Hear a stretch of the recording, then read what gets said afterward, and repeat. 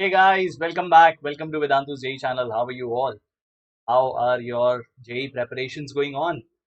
तो यार अगर अभी भी JEE 2021 के लिए बहुत सारी चीज़ें बची हुई हैं, so you don't have to worry about anything. हम सिर्फ चैप्टर नहीं, अब उसमें important concepts के ऊपर भी हम लोग जा रहे हैं. In fact, there are topics which always bother many students और decoded series exactly उन्हीं topics को target करते हुए हम लोगों ने start की है. तो a lot of topics are to be done in this series. और अगर आपको किसी चैप्टर में किसी पर्टिकुलर टॉपिक में डाउट आता है तो उसके लिए इस डिस्क्रिप्शन बॉक्स में वीडियो के डिस्क्रिप्शन बॉक्स में you will find a Google form which goes by the name as decoded for you. तो अगर कोई पर्टिकुलर चैप्टर का कोई पर्टिकुलर टॉपिक है जो आपको समझ में कम आता है या उसमें आप डिफिकल्टी फेस करते हो, so all you have to do guys, go on that link available in the description box. Tell us what is that topic that is you are finding difficult with. Okay, not just physics, not just chemistry, but maths as well. Or all the master teachers on Vedantu's J channel, we are going to see what are those topics which are bothering all the students, and obviously with the majority of the topics we'll try to pick up those first. Okay, so guys, आज का topic है very very very challenging at times. I would say one of the most interesting topics of kinematics mechanics, and that is relative motion. So tell me in the comment section if you guys find this particular topic very challenging. If you do, then I promise you all, by the end of this session, you will have a short trick to solve all the questions of relative motion. So guys, if you are new on the channel, let me start off with my introduction. This is me, your Suri sir. I am a BTech from IIT Bombay और इस channel पे मेरे students मुझे मोगैम्बो बुलाते हैं. Why? Because when you will crack this examination of JEE और NEET as well, Mogambo खुश होगा. Okay, and if you are new on the channel and you don't know how much is already going on this channel, पूरी की पूरी JEE की preparation during lockdown हमने की है. पूरा 11th और पूरा 12th स्टैंडर्ड हम लोगों ने ऑलरेडी कंप्लीट किया हुआ है और अब हम लोग टेलर मेड प्रोसेस पे जा चुके हैं. तो if you do not want to miss out on future things, then go ahead, subscribe to the channel and press the bell icon so that whenever your Mogambo is coming on the channel, you get the notification. Okay, not just that, guys. Vedantu has its own platform known as Wave, where thousands of students, lakhs of students are studying every day, and many of them have cracked JEE already this year as well. We've got All India rank under 100 as well. Very recently, we met Pranshu Pandya, who is under 500 JEE advanced rank, and he's heading towards IIT Guwahati Computer Science Engineering. So, if you want to ensure your success in JEE examination, then even better than YouTube, we have a solution for you. So guys, that is what Vedantu Pro is all about. And this is how the platform Wave looks like. Okay, this is where you can see a teacher is teaching. This is Pulkit sir teaching in a class.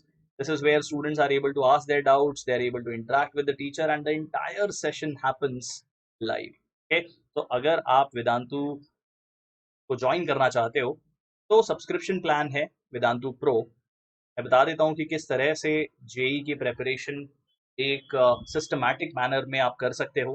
तो if you join Vedantu with Vedantu pro, then first of all you become a part of a long term batch, और आपकी पूरी JEE की preparation की planning की जिम्मेदारी हमारी हो जाती है और आपको सिर्फ और सिर्फ उस प्लान को फॉलो करना होता है, राइट? उसके अलावा there are 20+ teachers who you will be connected with, and they are there to help you out with your concept learning as well as your doubt solving. Okay, apart from that, हमें बहुत बार ये चीज़ bother करती है कि मुझे कितनी books खरीदनी है, मुझे कौन कौन सी बुक्स पढ़नी चाहिए. You don't have to worry about anything because we have a repository of over 10,000 questions which you will get in the form of tests as well as assignments. तो हमें सिर्फ और सिर्फ वेदांतु पे रहना है और कोई भी बुक या कोई भी स्टडी मटेरियल के बारे में हमें बिल्कुल टेंशन लेने की ज़रूरत ही नहीं है. Okay, and guys, one thing which does not, you know, is not possible on YouTube is to keep everything in Hindi or everything in English. But yes, on Vedantu, you get that option to study in English or study in Hindi as per your requirement. Okay guys, उसके अलावा बहुत बार हमें chapters को revise करना होता है तो हमें रिकॉर्डेड सेशंस देखने पड़ते हैं including YouTube. Then with Vedantu you get the opportunity to study any chapter not by watching recorded sessions, but under micro courses you get to study any chapter of your choice. Yes guys, I'm not saying any subject, I'm talking about any chapter. Okay, apart from that, जब आपका exam close आ जाएगा तो आप naturally एक crash course और test series के साथ जुड़ जाते हो. You don't have to additionally take any subscription for that. Okay, so that is why I call this Vedantu Pro subscription as one stop solution for all your worries for JEE examination. तो अब अगर तुम जानना चाहते हो कि join कैसे करना है तो बहुत ही सिंपल से प्रोसेस है. All you have to do guys, go in the description box of this video and you will find the link for Vedantu Pro subscription. वहाँ क्लिक करोगे तो you will be directed to a page where you will have to put your class 11th 12th or 13th depending upon which year you are preparing for, and then you have to click on get subscription, and then you can choose your subscription plan varying from 1 month to 12 months. Okay, and before you make your fees payments, make sure you use the coupon code SMPRO so that during this Diwali phase you can avail a 50% discount on the subscription. Guys, it is a never before opportunity. Do not miss out on this and go ahead and become a Vedan. Okay guys, so chalo. Yes, this is one thing which I have already told you. YouTube पे तो हमारी preparation चल ही रही है. If you are still not subscribed, think about it and go ahead. तो guys start करते हैं kinematics relative motion, और उसे आज हम लोग डीकोड करने जा रहे हैं. ये एक ऐसा टॉपिक है जिसमें मैंने देखा है बहुत सारे स्टूडेंट्स हमेशा कंफ्यूज रहते हैं.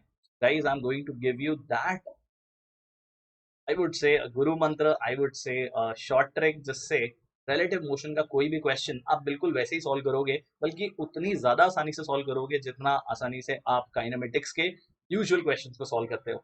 राइट, तो गाइस स्टार्ट करते हैं. और स्टार्ट करने के लिए have a look at this.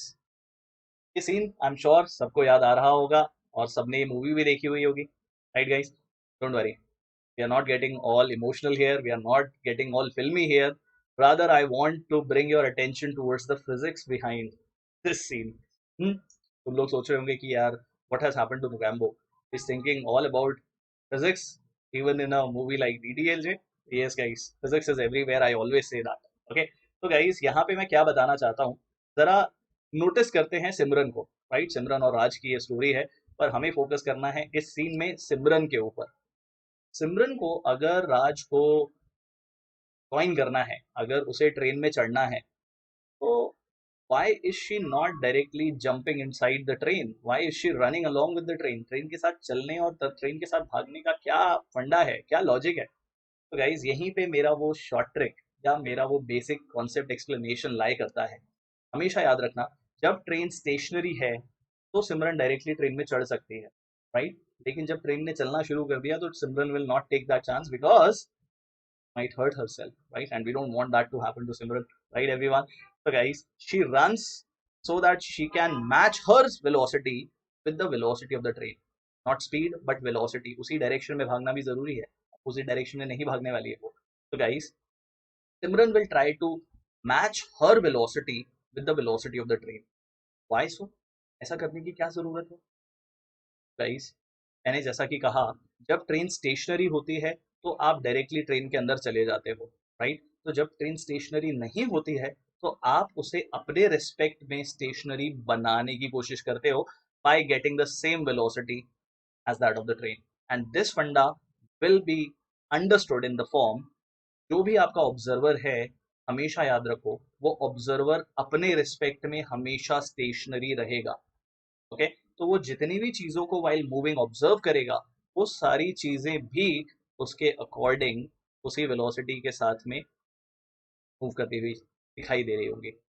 का सिंपल सा बेसिक फंडा समझने के लिए आगे चलते हैं और ये समझते हैं कि किस तरह से ऑब्जर्वर की वेलोसिटी को हम जीरो बनाएंगे और बाकी की चीजों को भी उसके अकॉर्डिंगली हम लोग चेंज होते हुए देखेंगे. एक ही बात याद रखना, always and always remember that a moving observer is always at rest with respect to himself or herself also. Okay guys, तो कभी भी आप चाहे रुके हुए हो चाहे आप मूव कर रहे हो, आप हमेशा अपने अंदर हो, आपकी बॉडी और आपकी सोल हमेशा साथ में है। That's what basically the point is. तो चलो और एग्जांपल्स के पॉइंट ऑफ व्यू से समझाता हूँ। मान लो कि this is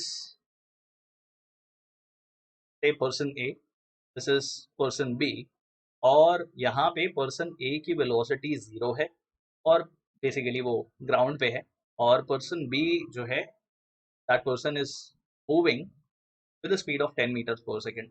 So can I say that velocity of B as seen by A is what you call as velocity of B, right? हमेशा से लिखते हो ना velocity of B minus velocity of A, formula तो सबको ही पता है, बस उसका लॉजिक हमें क्लियर नहीं है, तो वही समझाने जा रहा हूँ। Velocity of B minus velocity A लिखने का मतलब क्या होता है, यहाँ पे कोई डिफिकल्टी नहीं आती थी because velocity of A is 0, so this is basically velocity of B only and that is 10 meters per second. तो इसके पीछे की फिजिक्स क्या है, ऑब्जर्वर ए जब पर्सन बी को ऑब्जर्व कर रहा है तो उसके according person B is going away every second by 10 meters.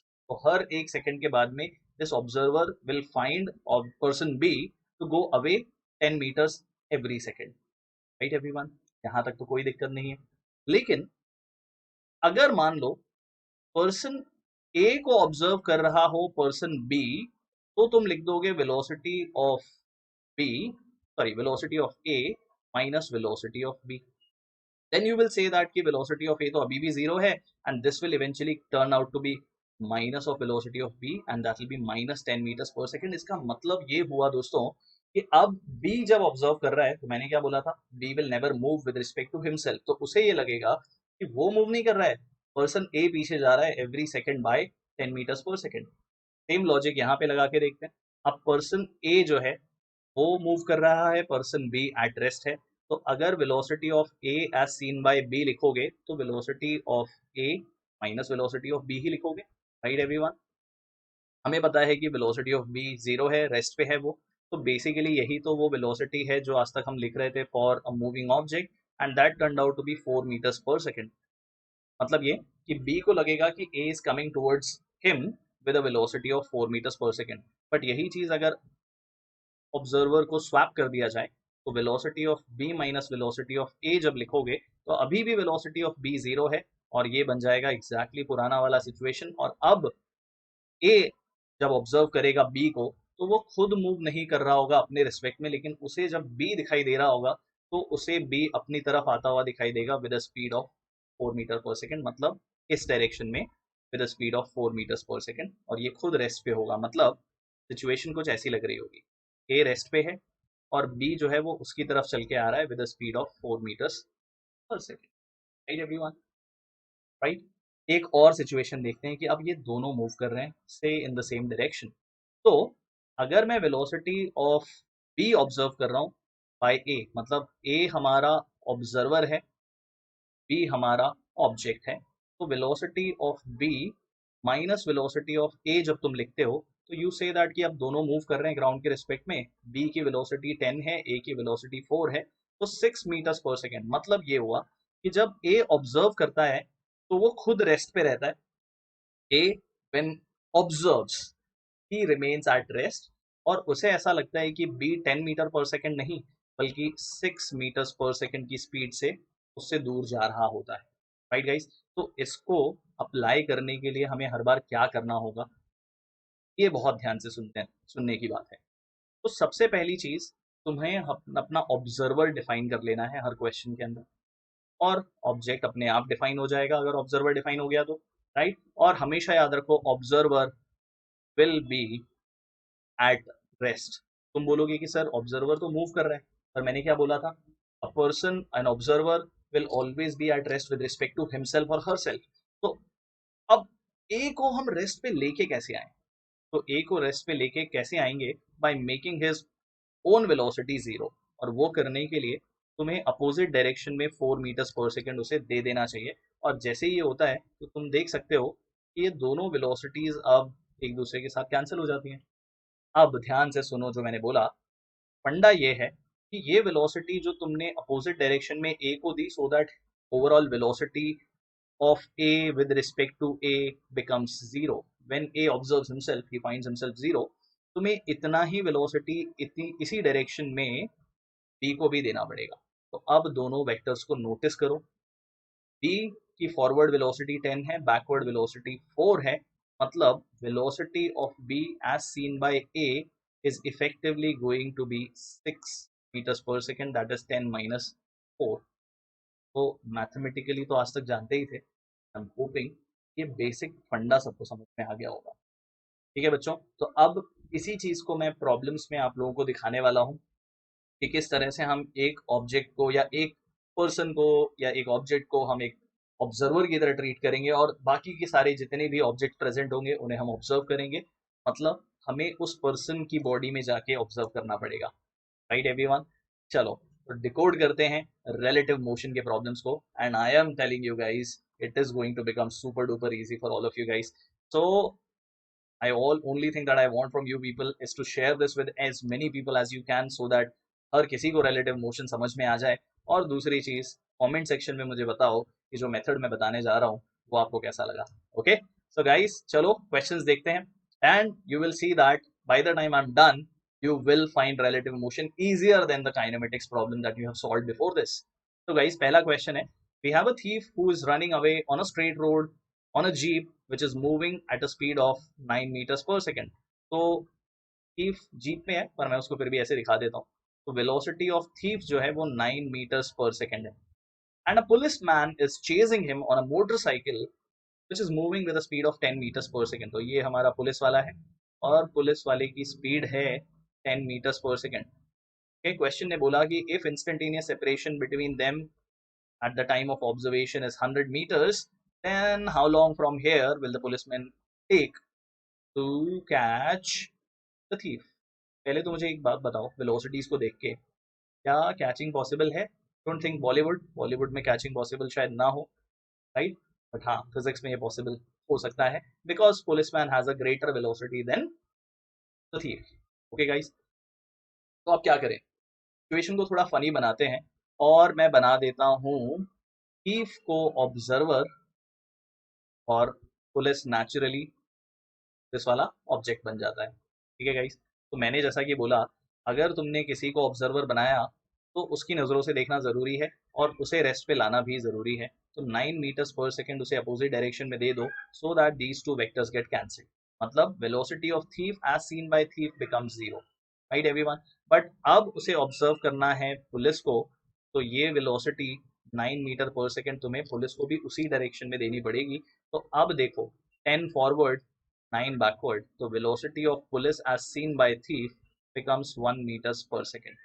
मतलब गाइस सिचुएशन अब कितनी फनी हो गई है कि थीफ जो है वो यहाँ पे खड़ा हुआ है और वेट कर रहा है कि पुलिस वाला 1 मीटर पर सेकेंड से जो मूव कर रहा है उसे आके कैच कर ले। Getting it? तो अब ये क्वेश्चन हो गया काइनेमेटिक्स का जिसमें कांस्टेंट वेलोसिटी डिस्प्लेसमेंट गिवन है। So will I not say that time is equal to displacement upon velocity, and these are relative velocities and relative displacement, but the time does not depend upon any of these guys.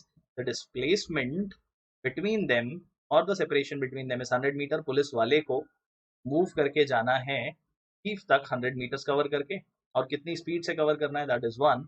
तो total time that the policeman will take to catch the thief is very simply 100 seconds। ऐसा लगा method बहुत पसंद आया होगा I am sure, और अगर पसंद आया है तो definitely go ahead, like the video, share with your friends, and do tell me how are you liking it in the comment section. Okay, we will not stop here, we have many more questions to see not to sue, we are not suing anyone, okay? Tip of tongue. So guys, next question says that we have two trains hai, and both have the same length of 100 meters and they are approaching each other on parallel different tracks। ठीक है, दोनों train हैं एक दूसरे को approach कर रही हैं। तो वेलोसिटी v1 जो है दिस इज 1, v1 हमें दिया हुआ है 30 मीटर्स पर सेकेंड और v2 हमें दिया हुआ है 50 मीटर्स पर सेकेंड, v2 बोल देते हैं। So question is asking how much time will the trains take to cross each other. तो अगर ट्रेन्स को एक दूसरे को क्रॉस करना है तो ऑब्वियसली क्रॉसिंग स्टार्ट कब होती है, जब दोनों के इंजन एक ही पॉइंट पे आ जाते हैं, and this is velocity v2 which is given to us as 50 meters per second. ठीक है, तो सबसे पहला काम, डिफाइन करो हु इज योर ऑब्जर्वर। तो टू को मैं ऑब्जर्वर बना देता हूँ, किसी को भी बना सकते हो, और वन बिकम्स आर ऑब्जेक्ट। ठीक है गाइस। तो अगर मान लो ये फर्स्ट ट्रेन जो है that is A B, second train जो है वो है सी डी, तो can I say that train A B will be able to cross CD जब last bogie of A and last bogie of D एक साथ एक जगह पे आ गए होंगे। That means something of this sort will look like situation to be, ये हो गया ए, ये हो गया बी, ये हो गया डी और ये हो गया सी। Right everyone. तो इस क्वेश्चन को कैसे हम सिंप्लीफाई करेंगे, उसके लिए जैसा कि मैंने बोला हुआ है, ऑब्जर्वर को रेस्ट पे लेके आओ, और उसके लिए तुम्हें देनी पड़ेगी 50 मीटर्स पर सेकंड की वेलोसिटी अपोजिट डायरेक्शन में, और यही वेलोसिटी तुम्हें देनी पड़ेगी ट्रेन नंबर 1 को भी 50 मीटर्स पर second, and that eventually turns out to be in the same direction as that of v1। का मतलब ये हुआ कि ये दोनों वेक्टर्स ऐड हो जाएंगे, और अब सिचुएशन कुछ ऐसी हो जाएगी दोस्त। Let me show it to you. अब जब ट्रेन 2 ऑब्जर्वर बन गई है, तो ट्रेन 2 जो है it is going to just wait and watch, ये रेस्ट पे है, एंड ट्रेन 1 जो है उसकी ओवरऑल वेलोसिटी जो तुमने अगर फाइंड आउट कर ली होगी अब तक, that becomes 50 plus 30 80 metres per second. तो ट्रेन 1 की वेलोसिटी अब हो गई है 80 मीटर्स पर सेकेंड, और बोगी ए को बोगी डी तक पहुंचने के लिए जितना डिस्टेंस कवर करना है that is 100 meters plus 100 meters. Okay, everyone. That means the time taken is going to be the total distance which is to be covered, that is L plus L, की length भी L है, इसकी length भी L है, और velocity, velocity से train A with respect to B और train 1 with respect to 2 move कर रही है। ओके गाइस, तो ये हो गया 200 मीटर्स का लेंथ जो A को D तक आने के लिए कवर करना पड़ेगा, 100 प्लस 100, और स्पीड क्या है 80। That means this turns out to be 20 by 8 or 10 by 4, and very simply 2.5 seconds में trains will be done crossing each other.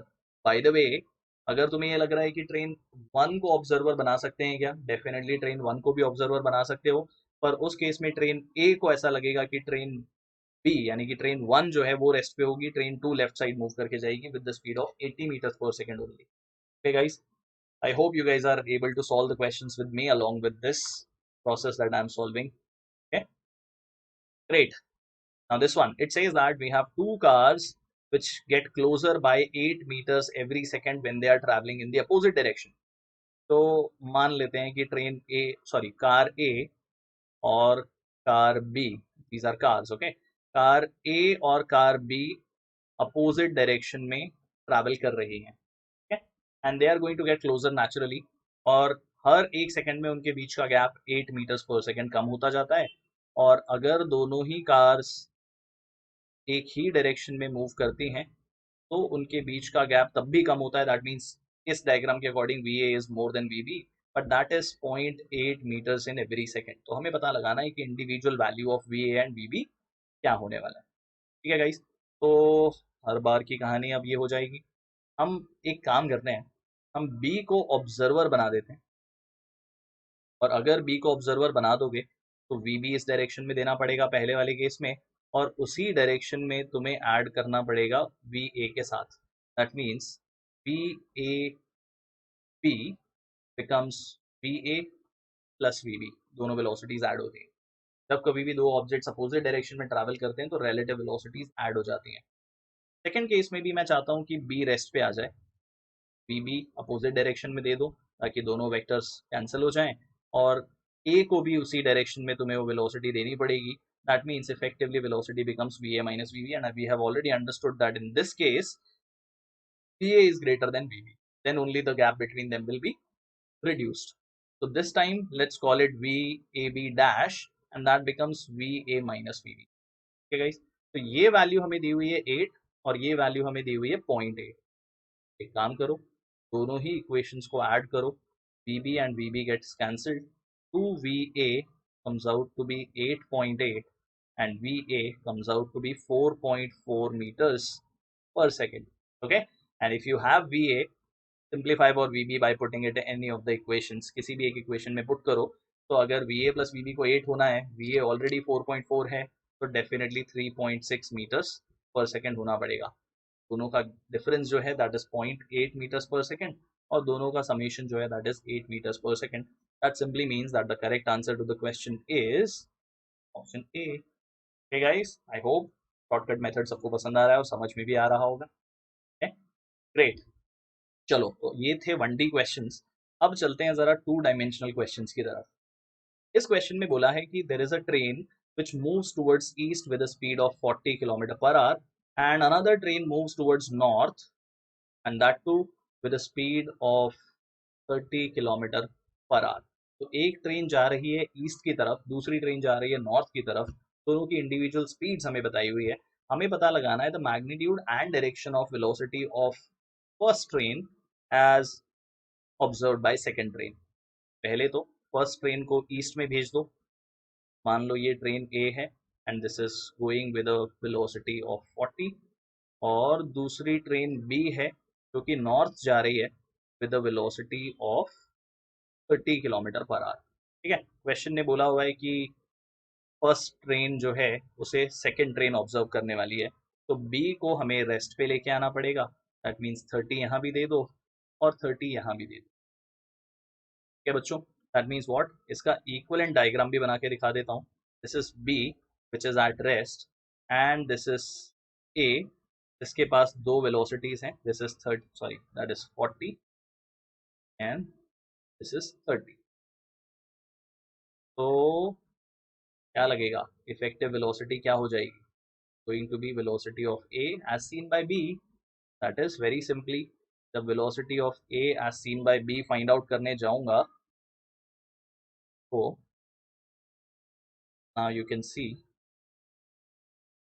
that velocity of A as seen by B will be under root of 40 square plus 30 square. बहुत ही famous सी values है 90 degree पे. तो we A B का value तुम्हें मिल जाएगा 50 kilometre per hour. मतलब B को लगेगा कि ए 50 किलोमीटर पर आवर की स्पीड से जा रहा है. और ये डायरेक्शन अगर देखो तो guys, quadrant point of view से, this east, this is north, this is south, this is west. तो क्या मैं बोल सकता हूँ कि अगर ये एंगल हमने थीटा डिफाइन किया, तो this angle is theta and it has this value as 30, this value as 50 and this value as 40. तो यहाँ tan theta का वैल्यू हमें मिलने वाला है 3/4. That means angle becomes tan inverse of 3/4. And east से अगर मैं tan थीटा यानी कि थीटा एंगल की तरफ जाऊं साउथ के डायरेक्शन में, तो I will be actually talking about the correct direction. That means this is south of east. South of east का मतलब ईस्ट से साउथ की तरफ जाने वाला direction. That is why correct answer comes out to be option A. Velocity relatively आ गई 50, okay? और डायरेक्शन आ गया tan inverse of 3/4. And by the way, this angle is nothing but 37 degrees. 37 degrees south of east. Okay, great. चलो, अब Tom and Jerry problem पे आ जाते हैं. ये मेरा one of my, I would से one of my favourite problems है. यहाँ पे ये टॉप व्यू है जो आपको दिखाई दे रहा है. ए पे टॉम है और बी पे जेरी है. Jerry is running from B to D on the straight line, और टॉम को जेरी को पकड़ना है. तो obviously Jerry will when he is moving towards B to D, Tom will have to move from A to D. Okay? दोनों की individual speeds हमें बताई हुई हैं 2 and 1 meters per second respectively. Question is asking us to find out the value of this alpha. किस angle पे Tom को run करना चाहिए with line AC so that he will be able to catch Jerry successfully. ठीक है, तो दोस्तों Jerry को ऑब्जर्वर बनाते हैं. Jerry is our observer. बिल्कुल थीफ वाला सिचुएशन है. Tom is like this. तो जेरी जो है वो अपनी ही जगह पे देखेगा, वेट करेगा, ऐसा हमें बनाना है. तो जेरी को हमने रेस्ट पे ले आया और टॉम को भी वही वेलोसिटी हमने दे दी. ठीक है गाइस, तो कैन आई से दैट अगर जेरी यहाँ पे वेट कर रहा है, आओ यहाँ पे इसे ड्रॉ करते हैं ताकि इस क्वेश्चन को हम चुटकियों में सॉल्व कर दें. Somewhere here is your Jerry waiting. and the velocities which now Tom has is his own velocity 2 at an angle alpha and the velocity that he has got from Jerry. Okay, so this is A. Can I say that जब Jerry Tom को observe कर रहा होगा यहाँ पे at rest, तो successfully पकड़े जाने के लिए टॉम को इस डायरेक्शन में मूव करना चाहिए, मतलब this is velocity of A as seen by B, right everyone. तो ये इफेक्टिव वेलोसिटी आनी चाहिए। तो एक काम करो, ये जो वेलोसिटी है 2, इसे रिजॉल्व कर देते हैं। जब मैं इसे रिजॉल्व करता हूँ, I am running short of colours, तो ये वेलोसिटी कंपोनेंट आती है 2 cos अल्फा, और दूसरा कंपोनेंट ऑफ वेलोसिटी जो आएगा that is going to be 2 sin alpha. Can I say that effective velocity को अगर 2 sin अल्फा होना है तो 1 और 2 cos अल्फा, जो कि दोनों अपोजिट डायरेक्शन के वेक्टर्स हैं, they should cancel out each other, right everyone. That means simply to get caught 2 cos alpha should be equal to 1 and simply cos alpha का वैल्यू आ जाएगा half, alpha will be 3 degree. Okay, observation is definitely something which is interesting, which is fascinating कि Tom यहाँ से move करके Jerry को पकड़ने जा रहा है और जेरी वेट कर रहा है पकड़े जाने के लिए, which he will do in order to tease him, right everyone? So the answer comes out to be option C. Okay guys, I hope you guys are enjoying the method. Okay, so if you do, then don't forget to tell me in the comment section. Okay, चलो एक और famous problem, rain man and umbrella problem. Question के according, the rain is falling vertically downward at a speed of 4 kilometer per hour, and a man is holding an umbrella and he is running with a speed of 3 kilometers per hour. तो जो person है वो इस direction में जा रहा है with a velocity of vm that is 3 and your raindrops are continuously falling.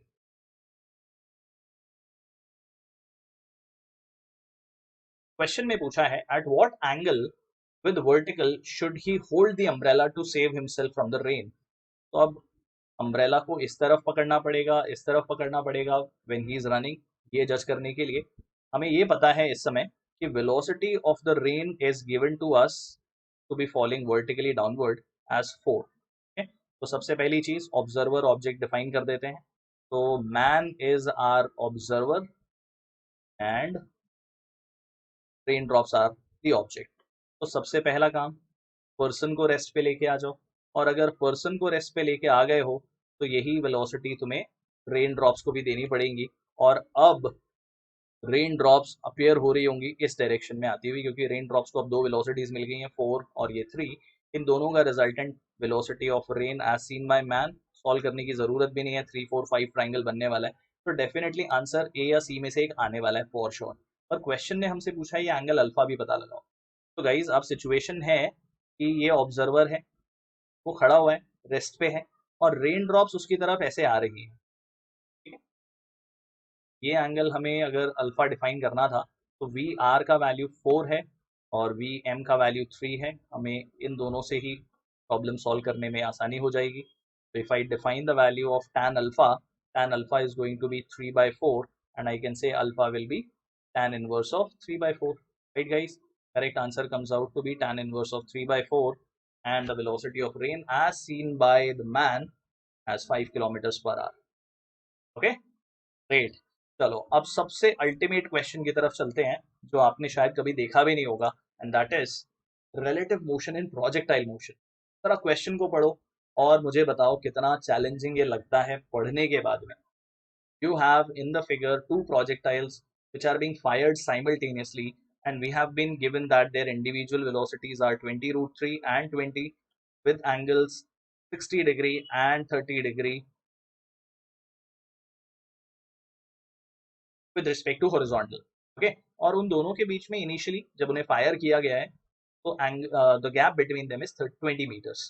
तो हमें पता लगाना है during the flight what is the minimum separation between them, obviously during the flight. तो अब तुम सोच रहे होंगे कि यार ये तो कुछ ऐसे जाने वाला है और ये भी कुछ ऐसे जाने वाला है, तो कहाँ मुझे मालूम पड़ेगा कि दोनों के बीच का गैप सबसे मिनिमम है? Is it going to be when they are going to fall?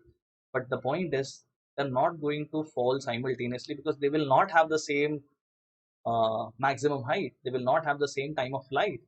तो सिचुएशन बहुत कॉम्प्लिकेटेड हो जाती है, राइट बच्चों? Don't worry. Bamboo is here to help you guys out. तो सबसे पहले एक काम करते हैं, सबसे पहला रिचुअल ऑब्जर्वर और ऑब्जेक्ट डिफाइन करना है। तो मान लो मैं बी को ऑब्जर्वर डिफाइन कर देता हूँ, तो नेचुरली ए ऑब्जेक्ट बन जाता है। ठीक है, तो अब डायरेक्टली इसकी वेलोसिटी जीरो बनाने के लिए तुम कैंसिल करने जाओगे, है ना, पर वो मत करो। सबसे पहले बी और ए की इंडिविजुअल वेलोसिटीज को रिजॉल्व कर लेते हैं, ताकि हमें एक्स और वाई एक्सिस पे सिंप्लीफाई करना और भी आसान हो जाए। ठीक है बच्चों, गुड। तो ये हो जाता है 20 sine of 30 degree, sine 30 is half, तो ये कंपोनेंट आता है 10। This is velocity of B along Y direction. Similarly ये आएगा 20 cos 30, cos 30 का value √3/2, that means this is 10 √3 and this is velocity of B along X direction. ठीक है guys, अब ए को भी हमें ऐसे ही वेलोसिटीज को रिजॉल्व कर देना होगा। ठीक है बच्चों, I hope you guys are comfortable with vectors. I have done sessions on vectors also. अगर difficulty है resolution of vectors में तो do watch those in the playlist. Okay? तो guys ये हो जाता है 20 √3 is the velocity, 20 √3 cos 60, cos 60 का value half, तो ये value भी आती है 10 √3 and this is velocity of A along x direction and this becomes 20 √3 sin 60, sin 60 का वैल्यू √3/2, तो ये हो गया 3 × 20 that is 60, 60/2 is 30 meters per second.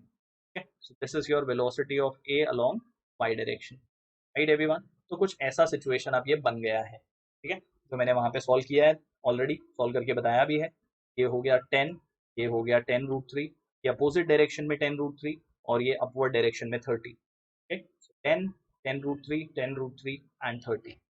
ठीक है, तो रिजॉल्व करने से बेनिफिट ये है कि अब मुझे जो ये एक्चुअल वेलोसिटीज हैं इन पे फोकस करने की जरूरत नहीं है, बल्कि अब मैं फोकस करने जाऊंगा सिर्फ उनके कंपोनेंट्स के ऊपर, along X and along Y direction. ठीक है गाइस, तो अब अगर मान लो हम बी को ऑब्जर्वर बनाते हैं और ए को ऑब्जेक्ट बनाते हैं, तो मुझे सबसे पहले बी की वेलोसिटीज को जीरो करना पड़ेगा। तो बी की वाई डायरेक्शन और एक्स डायरेक्शन वेलोसिटी को जीरो करने जा रहा हूँ। सबसे पहले मैं बी की एक्स डायरेक्शन वेलोसिटी को जीरो करूंगा, ये दोनों वेक्टर्स कैंसिल हो जाएंगे। लेकिन इसी डायरेक्शन में तुम्हें ऐड करके देनी पड़ेगी वही velocity 10 √3 to A, that means velocity of A as seen by B, B observer है, and that too along X direction comes out to be 20 √3। दोनों ऐड हो गए, राइट एवरीवन? पर अभी वाई डायरेक्शन बचा है, इस तरह भी बाकी बाकी है मेरे दोस्त, राइट? अब बी की वाई डायरेक्शन वेलोसिटी को जीरो बनाना है, दोनों वेक्टर्स को कैंसिल कर दिया, और ये काम हमें यहाँ भी करना पड़ेगा। और ऐसा कर देने से इफेक्टिवली ए की velocity as seen by B along Y direction जो है दैट बिकम्स सिंपली 20। तो अब बी रेस्ट पे आ चुका है और ए के पास 20 और 20 √3 ये दो वेलोसिटीज हमें दिखाई दे रही हैं as seen by B. Right everyone, कुछ ऐसा हो चुका है, यही हम लोगों ने अभी देखा। I hope this clearly understood by everyone. ठीक है, तो दोस्तों before we go any forward, एक और क्वांटिटी है जिसका हमें ध्यान रखना जरूरी है, and that is acceleration of A, that is -g, and acceleration of B, that is also -g। तो अगर बी ऑब्जर्व कर रहा है तो बी के एक्सेलरेशन को भी जीरो बनाओ। सबसे पहले तो ये हो गया, बस ना लिखो अगर तो मैग्नीट्यूड से भी काम चला सकते हैं। Everyone, any which way we are drawing the vectors, तो हमारे लिए सॉल्व करना बहुत आसान है। तो ये दोनों वेक्टर्स कैंसिल हो जाएंगे, लेकिन उतना ही एक्सेलरेशन अगर ए को भी अपवर्ड मिलेगा तो ये दोनों भी कैंसिल हो जाएंगे। मतलब acceleration of A as seen by B is -g minus of -g, which is simply -g plus g. That simply means what? If A is being observed by B, then it looks like a uniform motion.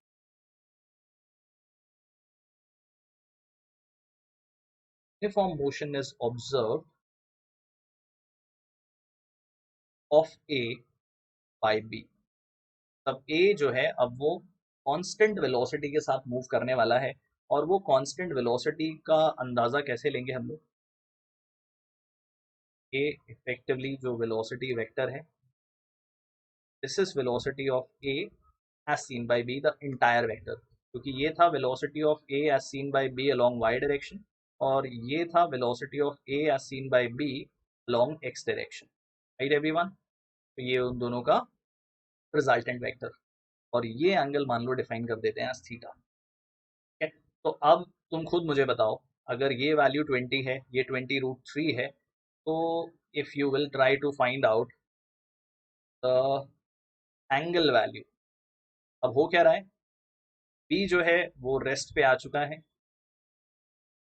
और A move कर रहा है सिर्फ, तो tan of theta is going to be 20 divided by 20√3। ठीक है ना बच्चों, अब क्वेश्चन बहुत ही सिंपल हो गया है, कोई प्रोजेक्टाइल मोशन नहीं है, B यहाँ पे वेट कर रहा है, A को ऑब्जर्व कर रहा है, और A उसे इस डायरेक्शन में जाता हुआ दिखाई देने वाला है, और किस एंगल पे जाने वाला है, 2020 कैंसिल हो गया, 2020 ईयर तो अभी तक कैंसिल नहीं हुआ है, लेकिन ये 2020 जरूर कैंसिल हो गया, और थीटा का वैल्यू अगर 1/√3 है तो 30 डिग्री भी आ जाता है, मतलब ये एंगल है 30 डिग्री।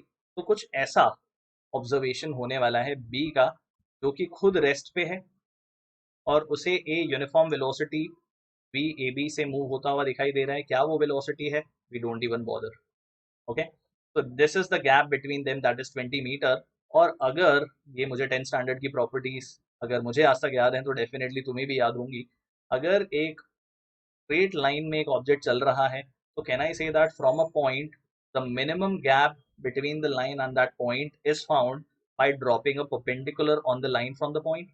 तो उस लाइन पे एक परपेंडिकुलर ड्रॉप कर देता हूं, and this D is the minimum gap between the line and the point B, and by the way that line is the path, the trajectory followed by object is moving from point A। Okay, do we need that velocity? We don't, because we already know in this right angle triangle, this angle, okay, this is angle theta which we found on the previous slide as 30 degree, this gap is hypotenuse, that is 20। तो हमें पता लगाना है opposite side, that means से आसान हो जाएगा जब हम फाइंड आउट कर रहे होंगे साइन 30 डिग्री का वैल्यू, एंड साइन 30 डिग्री का वैल्यू आने वाला है half, and as per this diagram it is going to be d divided by 20, that means opposite upon hypotenuse. अगर ट्राइंगल ऑब्जर्व करने में दिक्कत हो रही है तो मोबाइल फोन को थोड़ा सा टिल्ट करके देख लो, this is how it is going to be. And from here guys, अब तो क्वेश्चन में कुछ बचा ही नहीं है, we simply get the value of d as 10 meters। This is the minimum separation between the two objects, which turns out to be 10 meters during their projectile motion। एक बार repeat करता हूं पूरे प्रोसेस को, राइट? से पहला step ई को observer define करना, या किसी को भी ऑब्जर्वर डिफाइन करना, दूसरा वाला नेचुरली ऑब्जेक्ट बन जाता है। And before you directly jump into giving that velocity in the opposite direction to the object, first resolve it. Two dimensional motion में रिजॉल्व कर लेना इज ऑलवेज एडवाइजेबल। तो मैंने क्या किया, दोनों के वेलोसिटीज जो थे उनको रिजॉल्व किया, और कुछ ऐसे वेलोसिटीज हमें दिखाई देने लग गए। ठीक है, तो जैसे ही हमने उन्हें रिजॉल्व कर दिया, तो इफेक्टिवली ने देखा कि resolution of the vectors came out to be this, and after that जब रिजॉल्व कर लिया था तो एक्सेलरेशन भी फाइंड आउट कर लिया, और अब बी के रिस्पेक्ट में ए की वेलोसिटीज को जज किया, तो ये 10 जीरो किया तो दिस बिकेम 20, इस 10√3 को जीरो किया तो अपोजिट डायरेक्शन में यहाँ ऐड करने पर 20√3 आ गया। The moment I have this object which has zero acceleration and has a velocity which is going to be VAB, then he is going to observe that A is moving along a straight line because that's the uniform motion, no acceleration, कोई force ही नहीं लग रहा है relatively। That is why अब हमें दिखता है कि B के देखने पर A is moving at this angle 30 degree, and all we needed was this minimum separation between the two during the flight, or you can say when A is at rest, he is going on this straight line, maybe this is like a top view of person standing here and a car going like this, तो ये minimum separation हो गया, और उसके बाद की maths बहुत ही आसान है। Okay guys, So I hope you guys liked this method which I have given you. अभी तक मैंने इसको नाम नहीं दिया है कुछ भी. By the way, this is simply physics, as you always know. What we are doing, what we call short tricks, these are basically similar, simple understanding of the concept itself. I hope I made life relatively easier for you when it comes to relative motion. अगर absolutely session में मजा आया हो, question सब बहुत आसान लग रहे हो, डेफिनेटली खुद से ट्राई जरूर करना. Session PDF will be available in the description box. अगर आसान लगने लगेगा relative motion तो मुझे कमेंट सेक्शन में जरूर बताना that how did you guys find the method, and if you think that this method is actually worthy enough, to share with as many people as you can, and yes, give a thumbs up to this. Okay guys, so if you are a 2020 student, I'm sure that such methods are going to prove very, very, very helpful for your JEE 2021 preparation. JEE 2021 is expected to happen in the month of January. If you guys are interested, you can join a crash course, and ऐसे बहुत सारे amazing tips and tricks हम लोग वहाँ पे share करते हैं, and that too during this session we answer your doubts as well. Not just that guys, you get unlimited doubt solving on our doubt app between 8 a.m. to 11 p.m. और आपका पूरा JEE का जो syllabus है, yes पूरा PCM का जो syllabus है वो 90 सेशंस में, पावर पैक्ड सेशंस में प्लान किया गया है. एंड यस, आपके जेई एग्जामिनेशन से पहले वो पूरा सिलेबस कराया भी जाएगा guys. Guys, that's one thing. उसके अलावा यस, ऑनलाइन टेस्ट देना बहुत जरूरी है. 10 full test, full syllabus test, and 10 part syllabus tests are planned for all of you guys.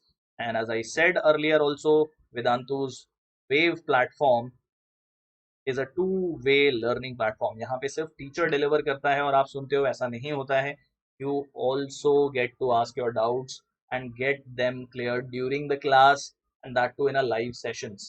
Okay guys, so if you want to make sure that your JEE 2021 is a power packed examination and you come out with flying colors, all you have to do to join is find the link available in the description box for this crash course. Okay, नया batch start हो रहा है next Monday से 16th of November. Diwali के बाद जोश के साथ में शुरू कर दो अपनी जेई की प्रेपरेशन को. और अगर ये कोड यूज करते हो SMCC, you will get an additional 20% discount. तो जो फीस 10,000 है वो आपके लिए सिर्फ 8,000 हो जाएगी, and you can become a Vedan, then eventually crack the JEE examination as well. Okay guys, so I hope to see you in the classrooms in Vedantu's own platform itself. Okay, इसके अलावा for this session, if you want the session PDF, जो session मैंने अभी लिया है, इसके session PDFs जो हैं they are available on Telegram group for you guys. उसके अलावा जो हम लोग वन शॉट सीरीज कर रहे हैं उसमें हम असाइनमेंट्स भी प्रोवाइड कर रहे हैं. उन सबके सॉल्यूशंस जो हैं वो भी टेलीग्राम चैनल पे हम लोग रिलीज करते हैं, और डेली इस चैनल पे क्या होता है ये सारी डिटेल्स भी आपको टेलीग्राम चैनल पे मिल जाती हैं. तो डेफिनेटली अगर आप वहाँ नहीं हो तो बहुत सारी चीज़ें मिस आउट कर रहे हो. कैसे ज्वाइन करोगे? ये वो लिंक है, या तो टाइप करो या डायरेक्टली डिस्क्रिप्शन बॉक्स में जाके find this link, join the Telegram group. Okay guys, so this brings this amazing session to an end. अगर फिर से बोलूंगा, अगर मजा आया होगा सेशन में और क्वेश्चंस इजी लगने लगे हैं, दिल खोल के लाइक करो, अपने दोस्तों के साथ शेयर करो, उन्हें भी रिलेटिव मोशन या तो खुद एक्सप्लेन करो या ये वीडियो उनके साथ शेयर कर दो, so that they also find this amazing technique very helpful for them.